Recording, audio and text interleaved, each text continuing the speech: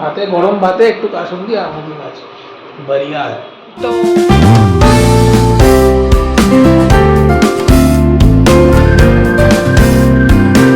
Good morning everyone.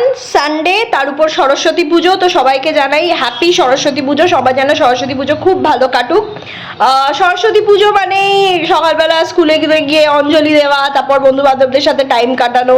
Saraswati পুজো একটা আলাদা emotion বাঙালিদের জন্য।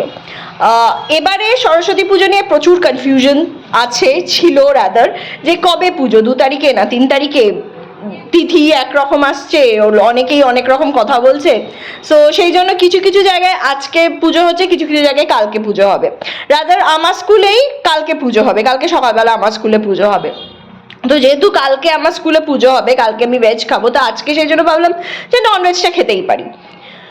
তো লাঞ্চের জন্য যেতে হবে, লাঞ্চ বানাতে যাব। তো আজকে আমি লাঞ্চে যেটা প্ল্যান করেছি সেটা হচ্ছে ভাত হবে, ডিমের একটা নতুন রেসিপি, এটা চিরাগ আমাকে পুরো গাইড করেছে। চিরাগ দেখেছে ইউটিউবে, দেখে ওর বেশ পছন্দ হয়েছে, তো আমাকে পুরো বলে বলে দিল যে এইভাবে ডিমের রেসিপিটা করব। আর একটা যেটা প্রথমবার করব আমি, সেটা হচ্ছে আমুদি মাছ ভাজা।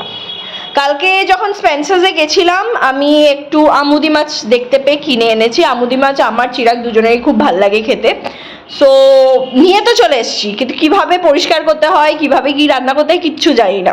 সো বাড়ির লোকেদের সাথে কথা বললাম, একটু ইউটিউব ঘাঁটলাম, ঘেটে বেশ অনেক কিছু জানতে পেরেছি। তো এখন আমি যাব আমুদি মাছটাকে কেটে পরিষ্কার করে টোরে, তারপর ম্যারিনেট করে ভেজে খাবো। সো প্রথমবার করছি, কেমন হবে জানি না, আশা করি ভালোই হবে। So now straight to the kitchen. তো ওই যে মাছটা দেখলে তোমরা, ওই মাছটাতে আমি যে যে জিনিসগুলো দিয়েছি সেটা হচ্ছে হলুদ গুঁড়ো, কাশ্মীরি লঙ্কার গুঁড়ো, একটু আমচুর পাউডার, তার সাথে নুন তো আছেই, ওটা তো বেসিক একটা জিনিস, একটু সর্ষের তেল, তার সাথে অ্যাডিশনাল একটা যে ইনগ্রিডিয়েন্ট দিয়েছি, এটা আমি ব্যাঙ্গালোর থেকে এনেছি।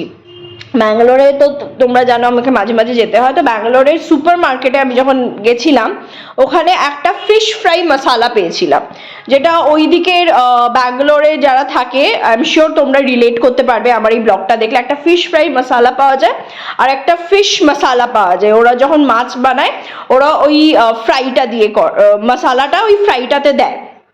সো ওইটা নিয়ে এসছি। তারপর থেকে আমি যখনই কোনো রকমের মাছ ভাজা করি, আমি ওই মশালাটা দিই, ফিশ ফ্রাই মশালাটা দিই, আর ওটা দিলে বেশ ভালো একটা টেস্ট আসে। সো এখানেও আমি সেই মশালাটা দিয়েছি করে, ওটা এখন কিছুক্ষণ ম্যারিনেট করতে রেখে দিয়েছি, তারপর ভাজবো, ঠিক খাওয়ার আগে গরম গরম ভাজবো, ভেজে মচমচে আমুদি মাছ খাবো। সো প্রথমবার করছি, একটু তো টেনশন হচ্ছে কেমন দাঁড়াবে জিনিসটা, দেখি কেমন দাঁড়ায়। কড়াইতে সর্ষের তেলটা দিয়ে দিয়েছি, আর সর্ষের তেলটা বেশ ভালোভাবে গরম হয়ে গেছে, দেখতেই পাচ্ছ তোমরা। তো এখন আমাদের মেন অ্যাট্রাকশন আমুদি মাছ আসছে।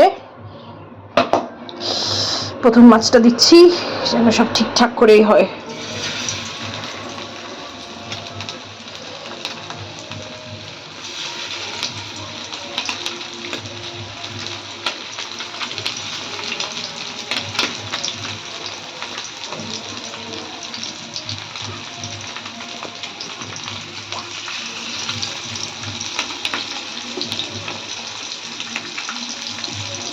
আর মাছগুলোকে একটু ভালোভাবে ভাজতে দিই। ভাজা গেছে, এক পিঠ ভাজা হয়ে গেছে, আরেক পিঠ উল্টে দিলাম।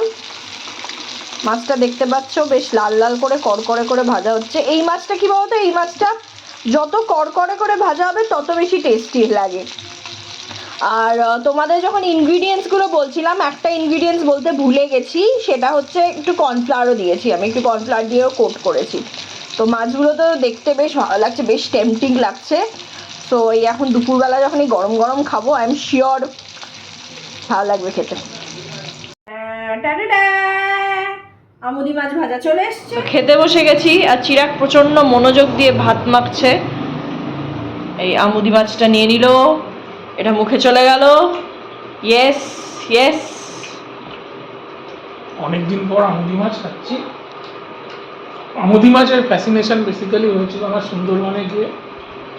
সুন্দরবনে কড়কড়ে করে একদম আমুদি মাছ ভাজা দিত ওই বোটে, মানে চলাকালীন আমুদি মাছ ভাজা আলাদাই ব্যাপার।